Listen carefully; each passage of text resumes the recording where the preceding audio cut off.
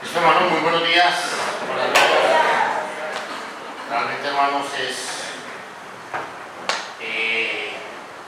un gozo, un privilegio de poder estar, hermanos, esta mañana con ustedes, saber de que en todo lugar donde uno llegue hay miembros de la familia en Cristo, ¿cierto? Y llega uno y se siente como si estuviese en la casa. Y mejor que en la casa.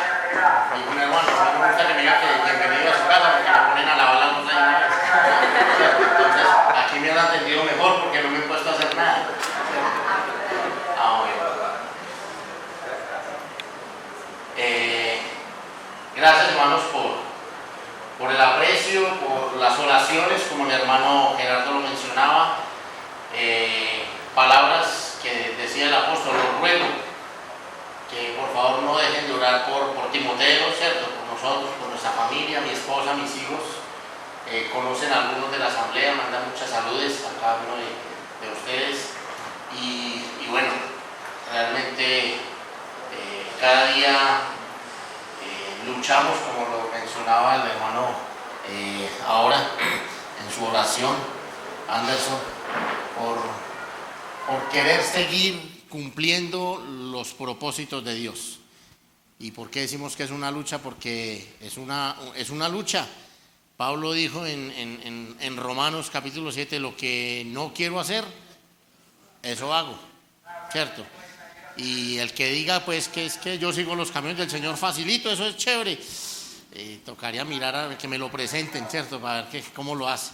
Hermanos, es una lucha, ¿cierto? Entonces, hermanos, qué bueno cuando podemos presentar un mensaje del Evangelio, cuando podemos presentar el camino del Señor tal y como lo presenta la palabra, en verdad, ¿cierto? No es un camino fácil, muchos pensarán que es el camino de la solución a todos los problemas, ¿cierto? Y sí es la solución al problema más grande que tiene la humanidad, el pecado, ¿cierto? Esa es la solución, la única solución. Y en Hechos de los Apóstoles, capítulo 17, versículo 30, dice la Escritura un pasaje que es maravilloso. Dice, pero Dios, habiendo pasado por alto los tiempos de esta ignorancia, ¿cierto? Algunos que no habían conocido todavía el plan de salvación de Dios, que Jesucristo era el Hijo de Dios encarnado, humanado, para que se convirtiese en el Cordero de Dios que quita el pecado del mundo, dijo Juan el Bautista. Dice, habiendo pasado por alto todo esto, ahora manda ¿a quién? A todos los hombres, y está hablando de la humanidad, no está hablando del género, está hablando de la humanidad. Manda a todos los hombres. Estoy leyendo en Hechos capítulo 17, verso 30. Pero ¿qué es lo que él está mandando?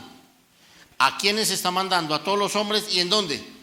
En todo lugar, o sea, incluye la asamblea de Bello y Bello en general, y Antioquia en general, y a Colombia en general. Manda a todos los hombres en todo lugar. ¿Y a qué los manda? ¿Y a qué nos manda? A que se arrepientan. Y la palabra arrepentirse es cambiar automáticamente de camino, ¿cierto? Cambiar de camino. Cuando se está en el ejército, yo presté servicio doméstico. Qué susto por ahí eso, ¿cierto? Mandan a que el ejército, la orden del capitán es media vuelta, ¿cierto? Y a caminar ¿hacia dónde? Hacia otro lugar diferente, a no seguir en el mismo camino. Y eso es la palabra arrepentirse, cambiar de objetivo, cambiar de camino.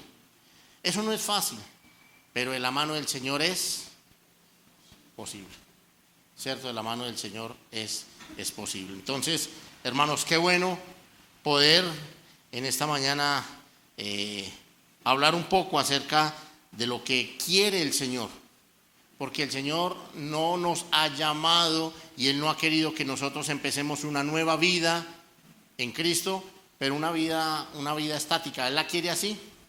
No. Es una nueva vida que empezamos, dice la Escritura en segunda carta a los Corintios, capítulo 5, versículo 17. He aquí todas las cosas son hechas ahora ¿qué? Nuevas. Es decir, que empezamos de nuevo. Empezamos una carrera, pero ahora de la mano de Dios, con propósitos, ¿en quién? En Él. ¿Cierto? Y cuando digo que propósitos en Él es porque la vida que llevamos sin Cristo en el pecado es una vida sin propósitos. Es una vida que llevamos a ver qué pasa. ¿Sí?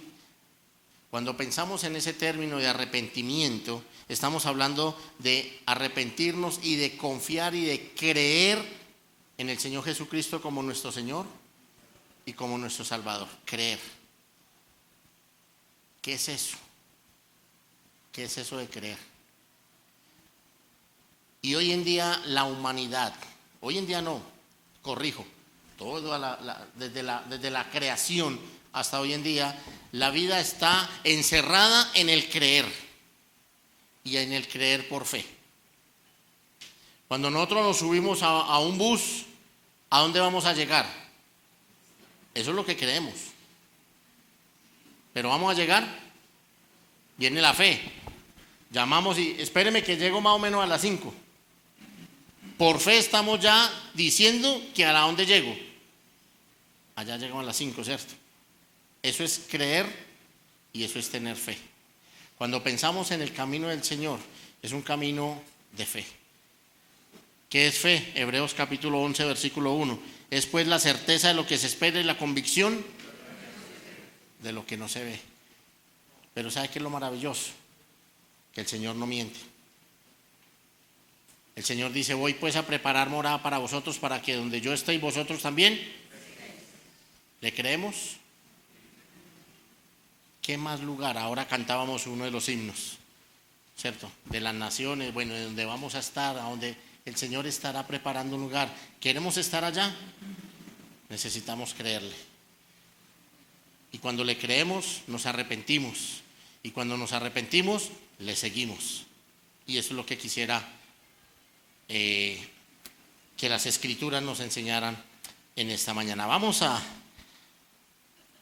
orar y a encomendarnos al Señor primeramente. Dios y Padre amado, te alabamos y te exaltamos en esta mañana por lo que tú eres, nuestro único y gran Dios vivo y verdadero, nuestro Salvador, nuestro eterno Dios, a quien adoramos, a quien hemos venido realmente en esta mañana para que a través de los símbolos como lo es el pan y la copa podamos hacer memoria de la obra perfecta del Señor Jesucristo, de lo que Él hizo a favor de nosotros.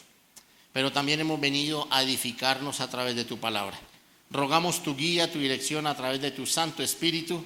Rogamos que tomes el control de cada una de nuestras mentes, de nuestros corazones, para que podamos estar concentrados en ti, recibir ese alimento espiritual que tanto necesitamos día tras día, que podamos ser edificados, que podamos conocer los planes, lo que tú quieres de nosotros, que nos exhortes, nos enseñes, nos animes conforme a nuestra necesidad, y que la gloria y la honra sean siempre para nuestro Señor Jesucristo. A Él oramos y en su nombre nos queremos encomendar dándote gracias. Amén. Muy bien, hermanos, vamos a uno de los evangelios, capítulo 14, Evangelio de Lucas. Evangelio de Lucas, capítulo 14.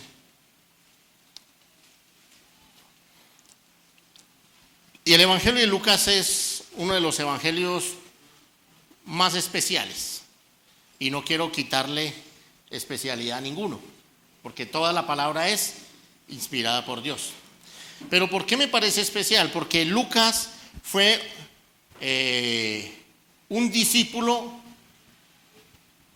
de Pablo que no fue testigo ocular de muchas de las cosas que el Señor hizo, sino que Lucas se dedicó a investigar, a indagar de una manera diligente quién fue el Señor. Aunque era médico, dispuso mucho de su tiempo para estudiar, para indagar de eso. Y parte de sus dos libros, Lucas y Hechos de los Apóstoles, fueron con un propósito: darle instrucción a un hombre que, ¿cómo se llamaba? ¿Quién recuerda? Teófilo, oh excelentísimo Teófilo. Y realmente lo que encontramos en Lucas, en gran parte de su libro, no lo encontramos en otros evangelios. Muchas de las parábolas y las historias del Señor en Lucas no las encontramos en otros evangelios. Entonces, por lo tanto, se hace un evangelio que toca leerlo sí o sí, porque nos complementa de la historia y de la vida del Señor Jesucristo. Entonces, esta porción que vamos a leer en esta mañana no está en otros evangelios, no está. Y es lo que cuesta seguir a Cristo. Capítulo 14, versículo 25. El Señor iba camino a Jerusalén,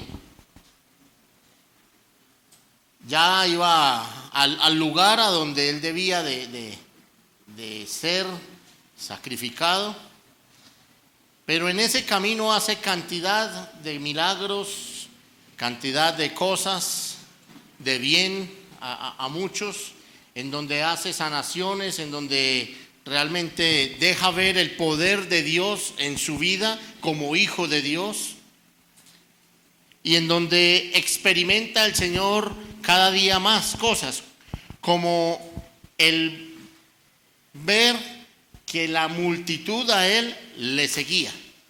Y ese fue como el diario vivir del Señor, ¿cierto? La pregunta, ¿cuál era? ¿O cuál es? ¿Cuánta de esa multitud de personas que estuvieron acompañándole y siguiéndole realmente terminaron siendo discípulos del Señor? A punto que cuando Él estaba en la cruz, ¿quiénes estaban con Él? Parece que solamente estaba María, la otra María, Juan. Y dice un pasaje que dice que los demás estaban mirándolo de lejos. Venga, y si fue aquel que le vieron haciendo milagros, haciendo sanaciones, reprendiendo la misma naturaleza, multiplicando los panes, o sea, haciendo tantas cosas, ¿qué pasó con toda esta multitud? Solamente eran ¿qué? Acompañantes. Solamente iban con Él. Hermanos, si es algo que nos debería de confrontar a nosotros, porque ir con el Señor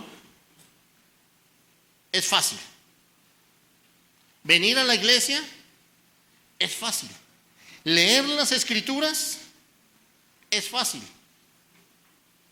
Pero realmente ser un discípulo del Señor, eso es otro tema y otro cuento totalmente diferente. A los que les gusta el fútbol, ¿cierto? Y a los niños, como quién quieren ser ellos cuando sean grandes, ¿cierto? Nos dirán que como Messi, como Cristiano Ronaldo, ¿cierto? Y ellos, apenas Messi se vuelve malo, ellos quieren ser como el que sigue de turno, ¿cierto? O sea, son cambiantes. Pero el hecho de que vayan al estadio ya quiere decir que son como ellos. Entonces el papá le dice, bueno, listo, mijo, quiere ser como Messi. Entonces al otro día a las 4 de la mañana lo levanta para que empiece la rutina de entrenamiento. No, ya no. Ya no. Ya no es tan chévere, ¿cierto? ¿Sí? Y cuando empiezan a que me quiero comer la hamburguesa, no. O sea, en este momento estamos en época de entrenamiento y no puede comer eso. ¿Cierto? Entonces empezamos a notar que ser como ellos, ¿eso es fácil o no? No es fácil. Eso lleva una cantidad de rutinas, de cosas, de trayectoria para poder llegar a ser lo que son ellos. Ahora, si pensamos en el Señor Jesucristo, que debe ser nuestro modelo a seguir, para que podamos realmente seguir sus pisadas, ¿será que viniendo a la iglesia los domingos ya con eso es suficiente ser discípulos del Señor? Hermanos, no. No, ¿cierto? Entonces, me gustaría que leyéramos esta porción. Capítulo 14 del Evangelio de Lucas, versículo 25 en adelante. Grandes multitudes iban con Él. Y volviéndose les dijo, Si alguno viene a mí y no aborrece a su padre y madre y mujer e hijos y hermanos y hermanas y aún también su propia vida, no puede ser mi discípulo. Palabras del Señor. Y el que no lleva su cruz y viene en pos de mí, no puede ser mi discípulo. Porque ¿quién de vosotros, queriendo edificar una torre, no se sienta primero y calcula los gastos, a ver si tiene lo que necesita para acabarla? No sea que después que haya puesto el cimiento y no pueda acabarla, todos los que lo vean comiencen a hacer burla de él, diciendo: este hombre comenzó a edificar y no pudo acabar. Verso 31. ¿O qué rey al marchar a la guerra contra otro rey no se sienta primero y considera si puede hacer frente con 10,000 al que viene contra él con 20,000? Y si no puede contra el otro, está todavía, y si no puede, cuando el otro venga todavía lejos, le envía una embajada y le pide condiciones de paz. Así pues, cualquiera de vosotros que no renuncie a todo lo que posee, otra vez, se repite, no puede ser mi discípulo. ¿Cómo les parece esa lectura, hermanos? ¿Está clara o no? Amén, hermano, terminamos antes de tiempo, vea. Estuvo claritico todo, ¿cierto? Hermano, yo creo que cuando uno lee pasajes como estos, tiene uno que ponérsele la piel de gallina. ¿Somos o no somos discípulos del Señor? ¿O solamente hacemos parte de la multitud que vamos con Él? ¿Cierto? Pienso en un sepelio. ¿Cuántos van en el sepelio? ¿Y cuántos van con el doliente? Otros vamos ahí, ¿cierto? Contando chistes, ¿cierto? Y vamos ahí. Pero no tenemos absolutamente nada que ver con el doliente. Grandes multitudes, dice ahí la escritura en ese versículo 25, grandes multitudes iban con él. Y me llama la atención lo que hace el Señor. Dice: y volviéndose les dijo. Yo me imagino, voy a especular y a imaginarme la película. Él llega y voltea y mira grandes multitudes. ¿Qué pensaríamos nosotros? Oiga, chévere, ¿cierto? O sea, mire cuántos vienen. Pero él aclara algo importante. El versículo 26 dijo: y si alguno viene a mí y no aborrece a su padre y madre y mujer e hijos y hermanos y hermanas y aún también su propia vida, no puede ser mi discípulo. Yo no me imagino cómo quedaron todas esas grandes multitudes. Y cuando dice ahí, el que no aborrece, para nuestro idioma chipchombiano, que ni me mire, ni que se me acerque porque no lo aguanto. Eso es aborrecerlo, ¿cierto? Pero en el original es amar menos. O sea, no es dejarlo de amar, es amarlo, porque a quien se tiene que amar más, ¿es a quién? Es al Señor. Es al Señor. Y empieza el Señor a poner ahí una lista interesante. El que no aborrece, ¿a quién? A su padre y a su madre. Estaba el Señor pasando por alto las enseñanzas que Él mismo había dado acerca de honra a tu padre y a tu madre. No. Estaba diciendo que debía de amarse por encima de padre y madre, primeramente ¿a quién? Primeramente al Señor. Pero tenía que seguir honrando a ese padre y a esa madre. Tenía y tenemos que seguir honrándolos, pero no darles el primer lugar. El primer lugar, ¿a quién le pertenece? Al Señor. Y todo lo que se ponga por encima del Señor automáticamente se llama idolatría, ¿cierto? Luego dice que también dice que el que no aborrece, porque va ahí junto con eso, mujer e hijos. Otra vez, ¿estaba pasando por alto las enseñanzas del mismo? No. El Señor dijo que el esposo debía amar a su esposa como Cristo amó a la iglesia. Hermanos, ¿sí ven lo que se está metiendo? ¿Cómo es que se llama el hermano que? Santiago.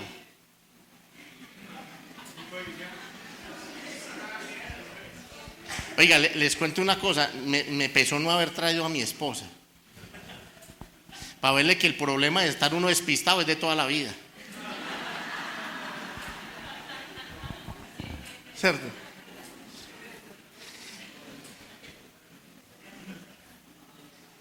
Ahí es donde uno cuenta, las mujeres, o sea, uno como hombre necesita a las esposas que lo pongan, uno lo aterrizan ahí, ¿cierto? Y ella le hizo el reclamo y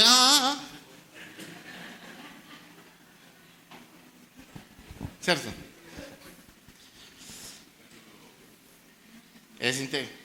¿Qué seríamos nosotros sin ella, cierto?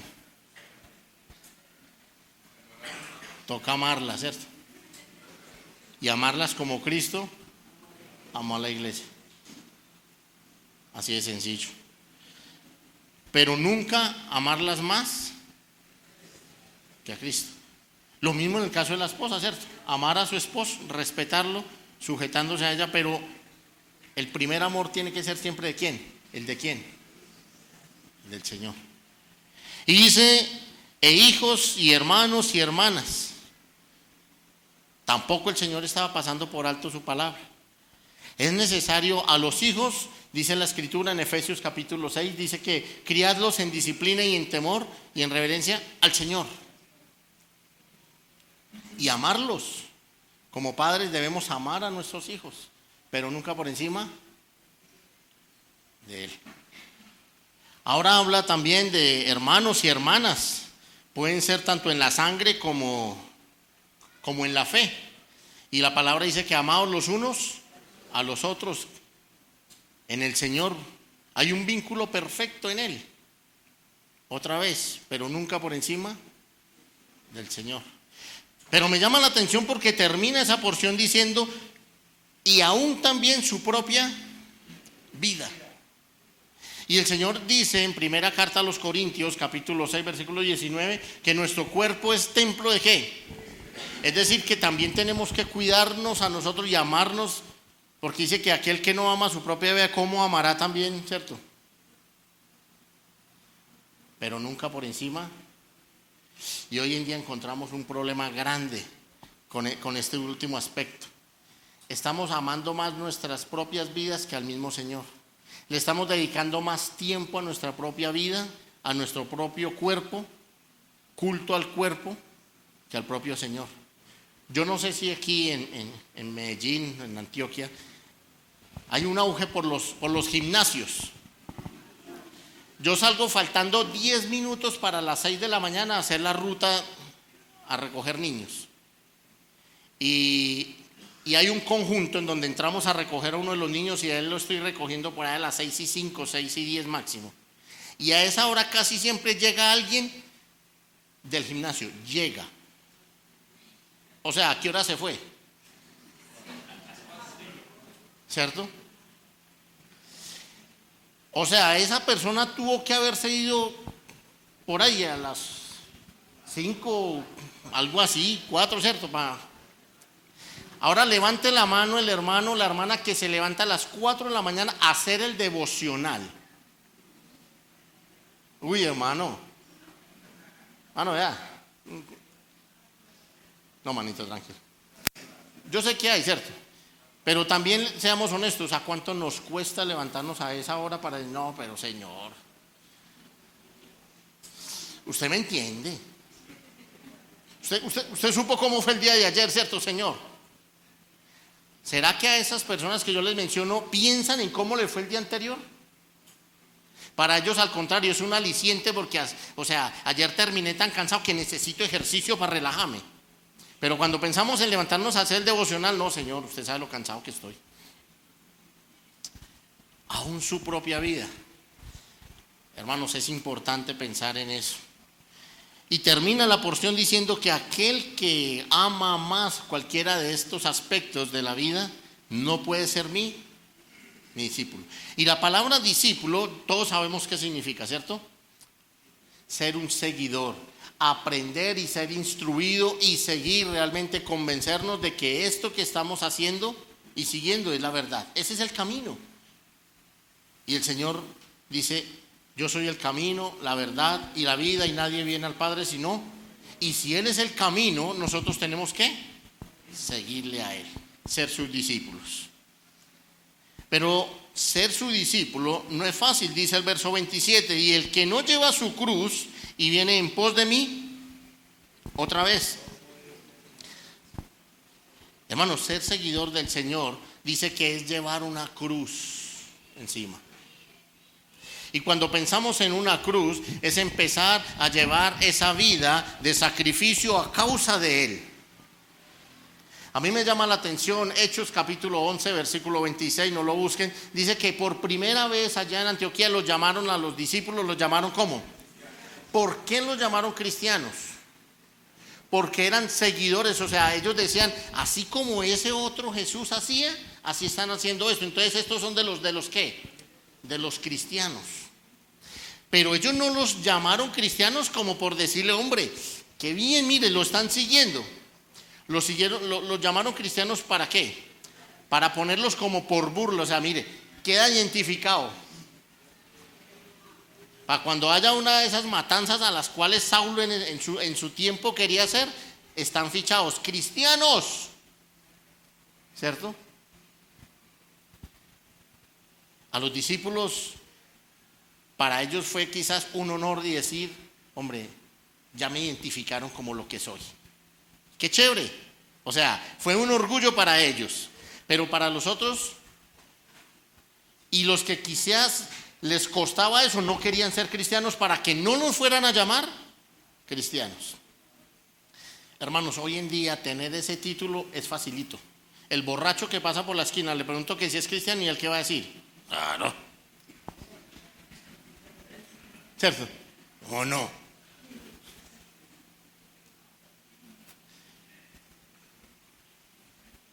¿Y cuántos de nosotros, quizás andando en nuestra vida cotidiana, decimos que somos?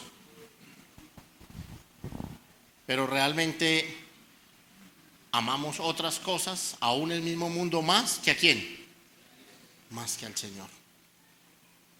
Amarle a Él es tener una vida de relación con Él. Amarle a Él realmente es estar disfrutando del tiempo de calidad con Él. Amar al Señor realmente es disfrutar de las bendiciones de Él. Amar al Señor realmente conlleva una cantidad de cosas mucho más que decir somos cristianos. ¿Cierto?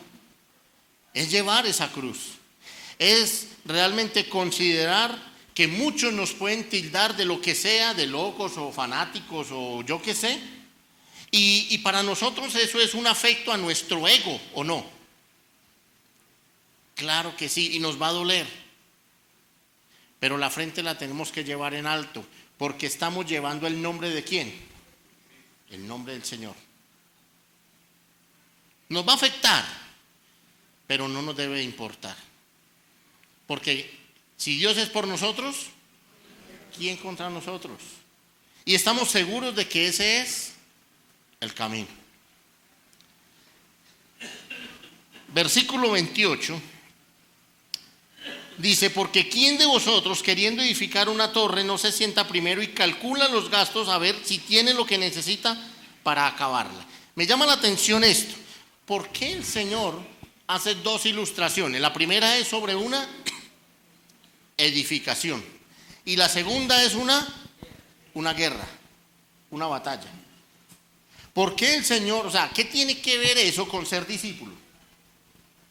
¿Qué tiene que ver una edificación y una guerra para relacionarlo que si alguien quiere ser mi discípulo, debe dejar todo esto atrás y ahora tiene que empezar a pensar en lo que va a hacer y en lo que va a seguir su vida de ahí en adelante?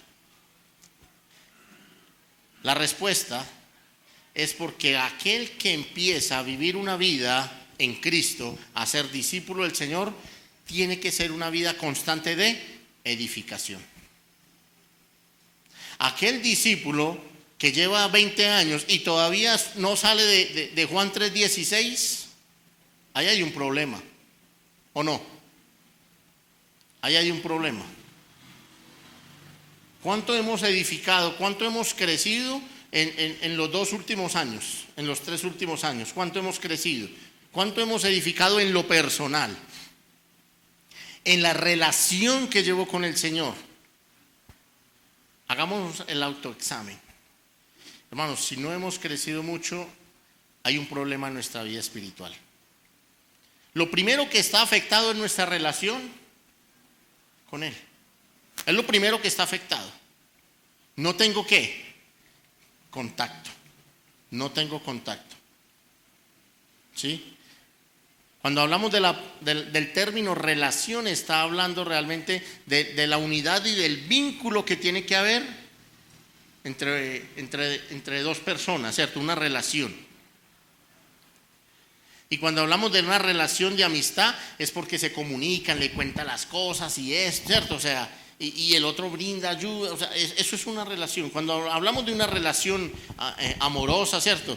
Conlleva una cantidad de cosas en donde cualquier cosa que falte puede estar afectando la relación, ¿o no? Cualquiera de los detalles en nuestra vida de relación con el Señor que llegase a faltar en nuestra intimidad con Él, va a afectar ese crecimiento, va a afectar la relación con Él. Si no estamos teniendo un tiempo de oración y de intimidad con Él, ¿va a afectar mi vida con Él, mi relación con Él? Claro. Si no estudio las Escrituras, ¿va a afectar mi relación con Él? Claro. Si no asisto a la asamblea, ¿va a afectar mi relación con Él? Claro. Si no tengo comunión con mis hermanos en Cristo, ¿va a afectar mi relación con Él? Claro. O sea, todo eso es necesario. Y eso va a ayudar, cuando hacemos todas estas cosas, va a ayudar a que nuestra vida constantemente esté ¿qué? En crecimiento, en edificación. Entonces, Él nos manda a que hagamos un análisis y pensemos realmente si estamos en la disposición de llevar esa cruz y de estar dispuestos a dedicar nuestra vida a Él para poder edificar en Él. Todos conocemos la historia, o la historia no, el pasaje mejor aún, que encontramos nosotros en primera carta a los Corintios, ¿cierto? En donde el Señor está hablando allí acerca de aquel que empieza a edificar y a sobreedificar. ¿Y qué dice la Escritura allí? Hablando acerca de ello. Dice que aquel que puede edificar sobre el fundamento. Y vamos a la Escritura, capítulo 3 de primera carta a los Corintios. Primera carta a los Corintios, capítulo 3, verso 10.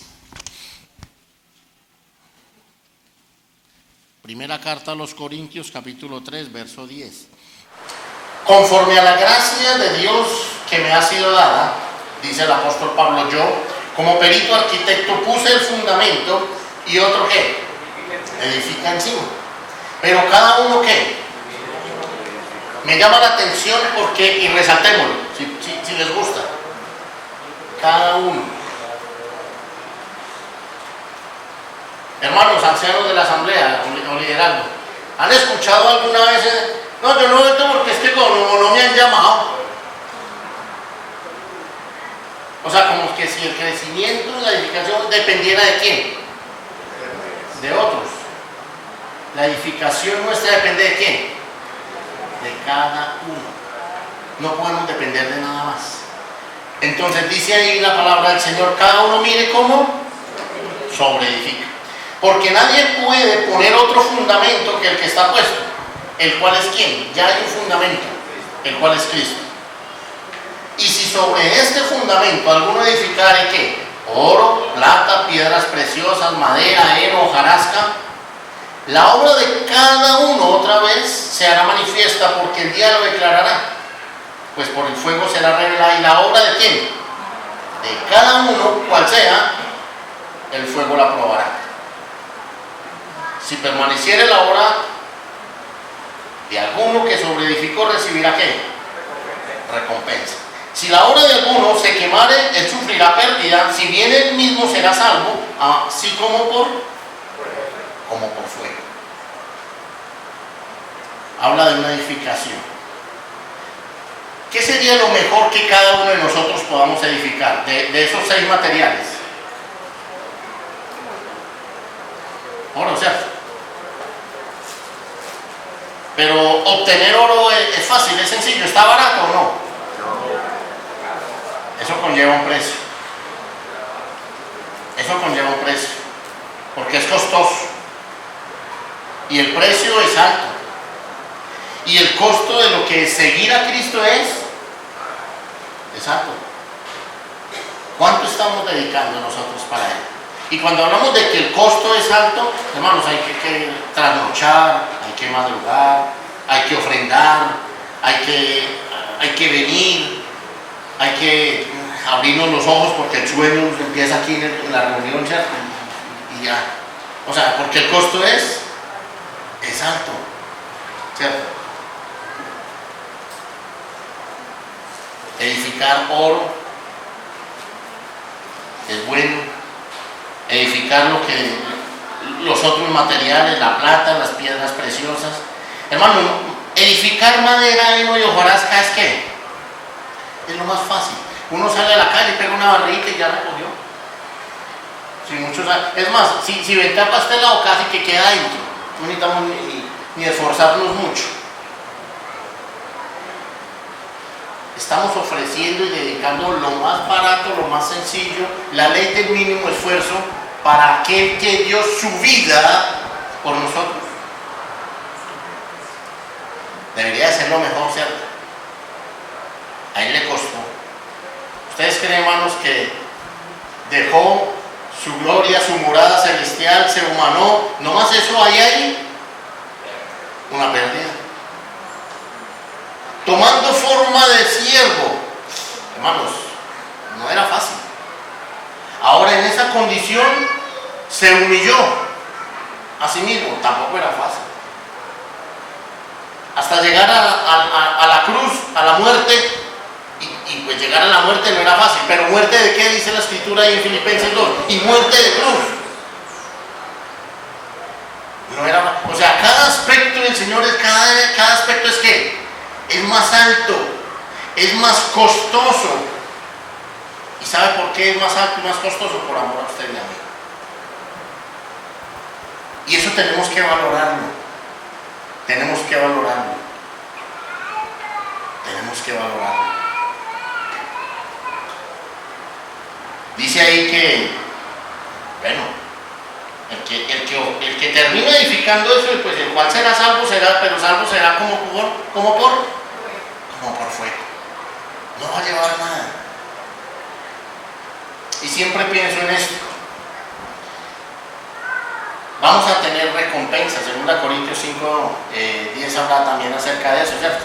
Cuando estemos en el tribunal de Cristo, cada uno recibirá lo que haya hecho en el cuerpo, sea bueno o sea malo, va a haber una recompensa.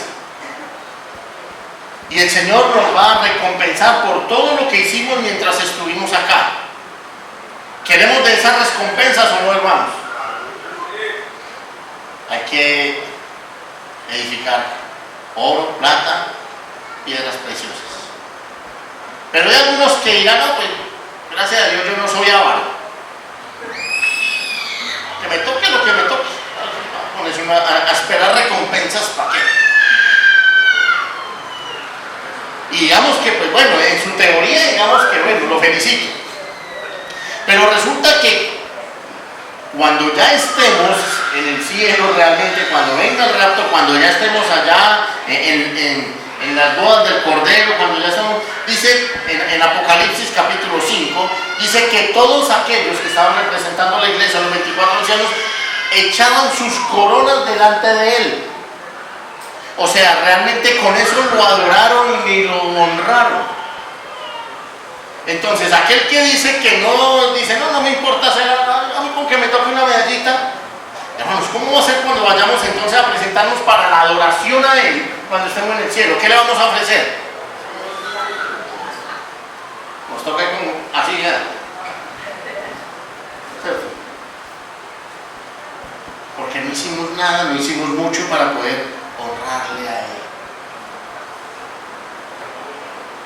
creo, hermano, que debe ser vergonzoso. Porque otra vez, la obra de Él, la vida de Él, el amor que manifestó por nosotros fue tan grande para que nosotros realmente no hagamos ¿qué? ¿Cierto? Así sería, ¿cierto? Salvos como por fuego. Como por fuego. Luego, volvamos al Evangelio de Lucas, el capítulo 14, dice el versículo 29, no es que después que haya puesto el cimiento y no pueda acabarla, todos los que lo vean comiencen a hacer ¿qué? Mire, hermanos, el camino del Señor es un camino que ojalá no tenga una pausa, no tenga un pare, porque esa pausa y ese pare es una oportunidad para el enemigo de hacernos burla a nosotros y dejar el nombre del Señor en vitupero. Oiga, usted no es que era cristiano. ¿Qué pasó? No es un camino de pare y arranque, de pare y arranque. Debe ser un camino ¿qué? Constante. Porque el enemigo lo va a utilizar como un buen argumento para hacer burla de usted y dejar el nombre del Señor en mano. Luego, ahora llegamos al versículo 31, en donde viene ahora el otro aspecto, la guerra, la batalla. Hermanos, cuando empezamos a andar con el Señor, el primero que empieza a oponerse es ¿quién? El enemigo. Empieza automáticamente a declararnos la guerra. A declararnos la guerra. Y el Señor aquí está diciendo, bueno, párese y mire porque puede venir otro más grande y siéntese y evalúelo. Hermano, siéntese y evalúelo, pero con el Señor no hay pérdidas. Siéntese y evalúelo que quien va con nosotros es ¿quién? Es el Señor. Siéntese y evalúelo que usted no tiene opciones de nada. Usted va a perder la guerra sí o sí, pero si va con el Señor, va victorioso. De hecho, el Señor da todos los argumentos, las herramientas para que la batalla la ganemos. Pero depende de quién. Evalúele, porque no depende del Señor. La victoria de esa guerra, de esa batalla, depende de quién. Otra vez, depende de quién. La victoria de la batalla depende de quién. Depende de nosotros. Porque si nosotros no estamos bien con el Señor, pero una vez que estemos con el Señor, una vez que Efesios capítulo 6, versículo 10 en adelante, nos da la armadura de Dios. ¿Y de quién depende que nos vistamos la armadura? De nosotros, porque Él ya la da. ¿Cierto? Pero no es una armadura material. Recordemos a David. David venció a Goliat porque se puso toda la armadura de Saúl. Porque tenía la armadura de Dios y pudo vencerlo. Y vio a y vio a Goliat, ¿cómo lo vio? Como un parlanchín. Así lo vio. Y era un hombre como de 3 metros de alto. ¿Cierto? Y lo vio como nada. Porque lo estaba mirando con los ojos de ¿quién? Con los ojos de Dios. Afrentando y enfrentando y confrontando una batalla en las fuerzas de ¿quién? Las fuerzas del Señor. Hermanos, nuestra vida realmente, cuando consideramos esos aspectos, son una vida que empezamos en batalla. Me gustaría que leyésemos primera de Timoteo capítulo 6, verso 12.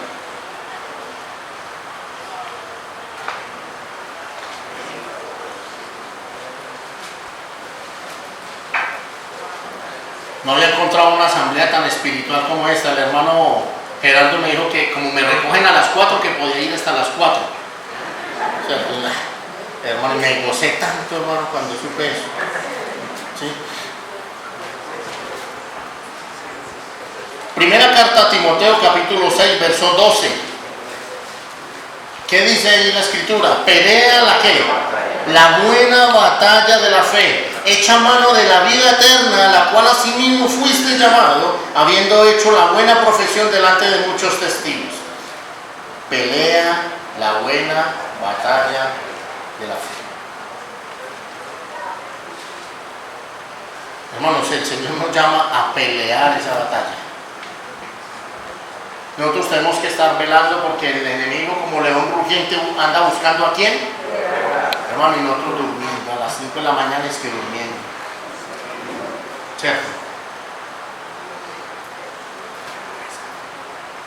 No, más ratico, ¿cierto? Hay que pelear esa batalla. Y segunda carta a Timoteo, capítulo 4, versículo 7.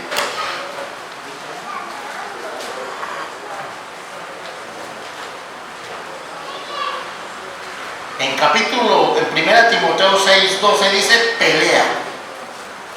Ahora en segunda carta a Timoteo, capítulo 4, segunda carta a Timoteo, capítulo 4, Pablo termina ahora, dice, primero aconseja pelea, ahora él dice, en cuanto a sí mismo, he peleado, segunda Timoteo 4, 7, he peleado la buena batalla, he acabado la carrera, he guardado la fe. Hermano, para Pablo, la vida de Pablo como discípulo del Señor fue fácil. La cruz que tuvo que haber llevado fue fácil. Hermano, fue difícil. ¿Cuántas apedreadas le pegaron? Tuvo encarcelamiento, estuvo en naufragios. Leamos Hechos de los Apóstoles en donde él narra su historia. No fue fácil, pero termina diciendo que había peleado la buena batalla, había acabado la carrera, una carrera difícil, pero una carrera victoriosa porque la batalla la vivió de la mano de ¿quién? De la mano del Señor, de la mano del Señor.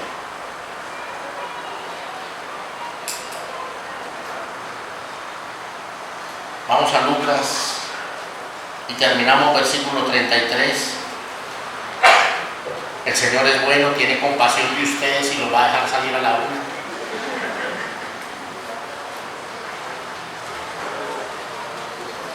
Lucas capítulo 14, verso 33. Así pues, cualquiera de vosotros que no renuncia, y esa palabra renunciar quiere decir a Dios. O sea, que nunca más voy a volver a tener. Es perder lo que tenemos en posesión. Es una decisión, es una disposición, realmente es algo que no va a volver a nosotros. Eso es lo que quiere decir renuncia. Que no renuncia a todo lo que posee. Bueno, todos estaremos pensando, bueno, entonces hay que renunciar a la moto, a la bicicleta, ¿cierto? ¿Cuánto me costó eso? Sí, hay cosas materiales que necesitamos dejar a un lado.